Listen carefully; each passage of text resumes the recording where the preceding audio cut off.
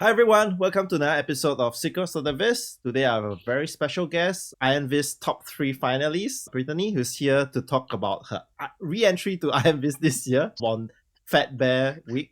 And it's a really interesting viz because it made me chuckle for quite a bit because I never knew that such a competition existed. So over to you to do an intro, but I'm sure everyone knows who you are. Well, for those who don't, I'm Brittany Rosenau. I'm a business intelligence engineer at Amazon Prime Video. Big fan of Tableau, been using it since 2019, I think now.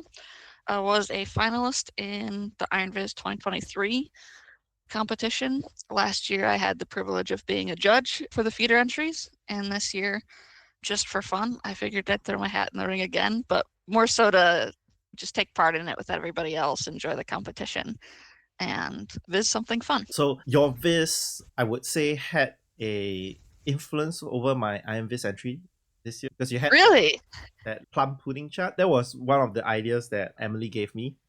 I was looking nice. through like Tableau Public, like what are the plum pudding charts, and I remembered that your Iron Viz entry, so I actually took a look at that as well. I'm flattered. I think I got the idea from a viz Lindsay Betzendahl had done. So it's one of my favorite ways to add a little something visually interesting, I think. It's not exactly a waffle chart, but a little bit more artistic feel. Definitely. Cool.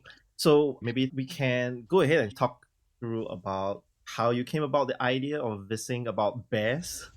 So I had two other ideas. The first one was Ticketmaster and how they're sort of a monopoly, at least here in the US, for ticket sales for concerts and how ticket prices have increased. But then I thought this is something that I have to work on for a month.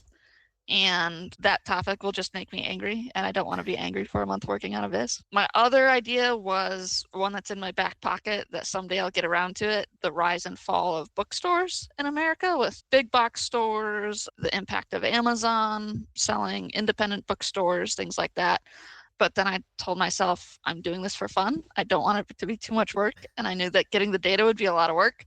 Then I remembered this time of year in October is Fat Bear Week, which is a popularity contest run by one of the national parks here in Alaska, where they basically pick a couple bears and people get to vote online which their favorite is. And after the end of the week, a bear is crowned champion.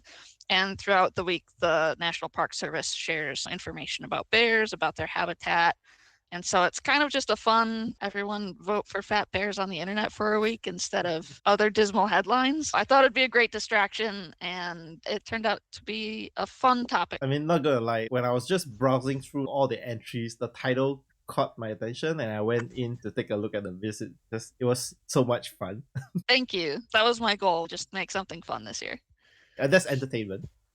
Yeah, it's entertainment. I was looking at this bar chart right at the top. There was a huge jump between 2019 to 2020, and it just went upwards from there. Do we know what happened? So originally, the first one was just like a day physically at the national park. I can't remember. And then the first couple years it was run on Facebook. Eventually they got their own website.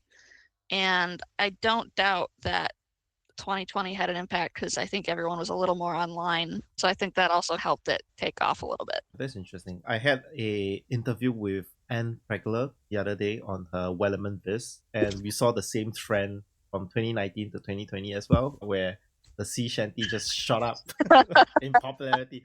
So I guess if someone wants to investigate the impact of COVID has on pop culture and everything that changed in the world, I think that would really be a interesting angle.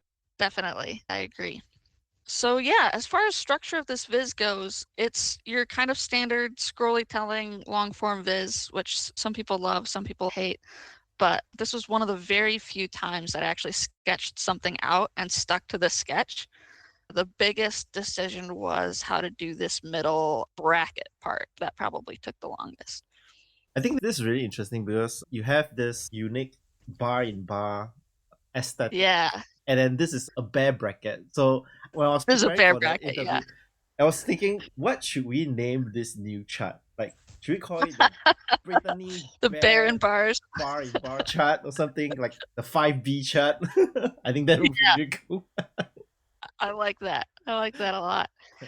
Yeah, this was actually someone had shared a viz, the bold bars with the faded out, and had shared it in 2023. I remember bookmarking it, thinking like maybe I'll use that someday, and then here we are, a full year later, maybe more. I finally did it.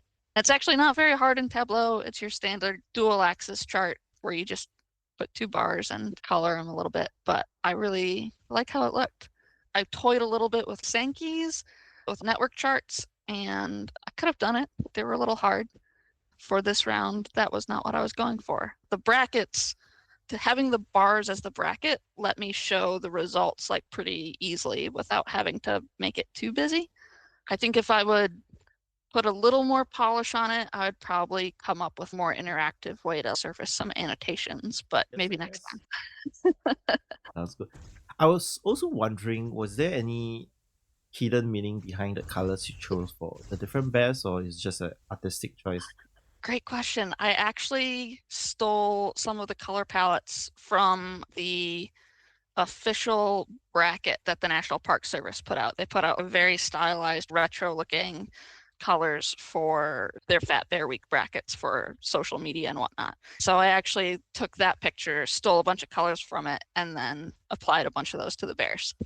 I was trying to figure out like how much can I get away with not labeling things.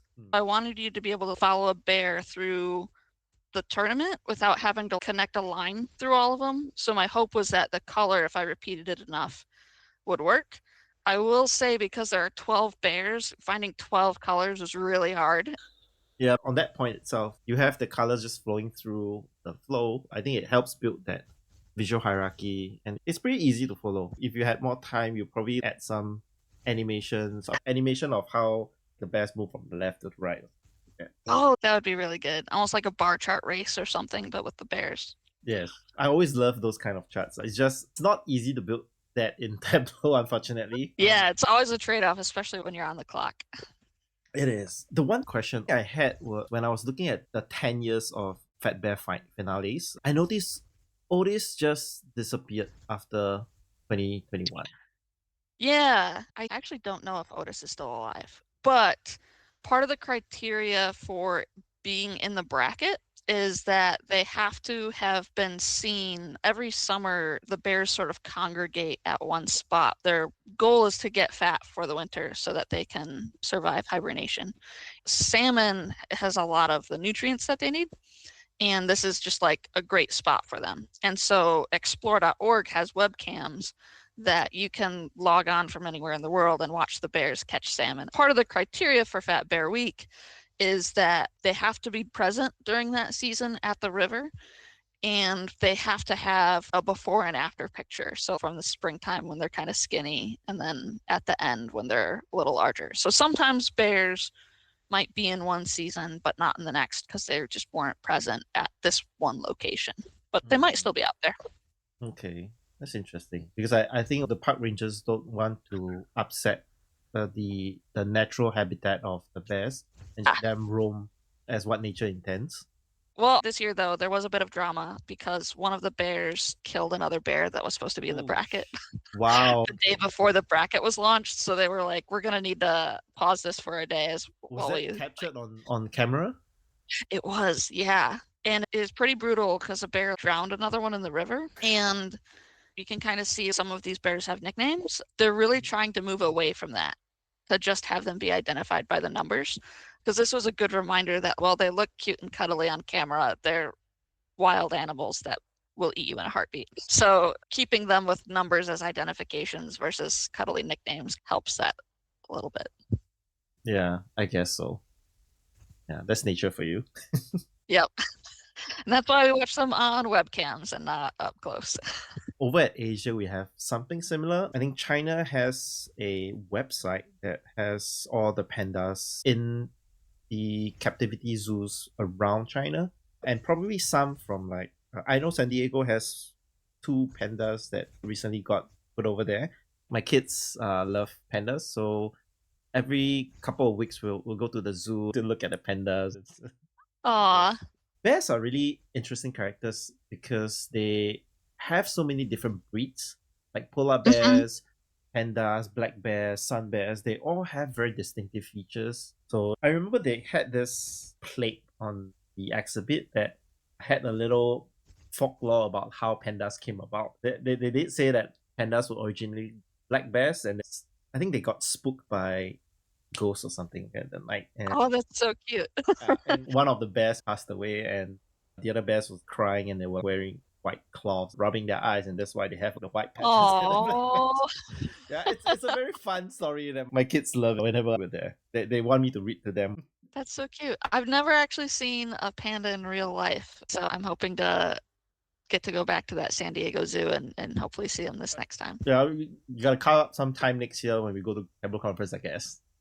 Yeah. So this has been really interesting. It's entertainment, and I love every bit of this. It gave me a lot of chuckles because I think about my journey with my kids, and it was nice talking through this Viz. I'm sure you have spent like a couple of days just going through all the Iron Viz entries. What are your favorite ones from the 191? If I list one favorite, I'll have to list them all. I don't want to get myself in trouble.